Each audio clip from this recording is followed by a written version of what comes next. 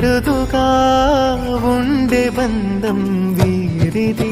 ఈ తమ్ముడే తన అక్క తమ్మై లాలించే లాలించే, అక్కకే తను కన్న తండ్రై పాలించే పాలించే. కాలమాగి చూసిన అనుబంధమే ఇదిలే, వయసు మీరిన పాసమే ఒక కావ్యమై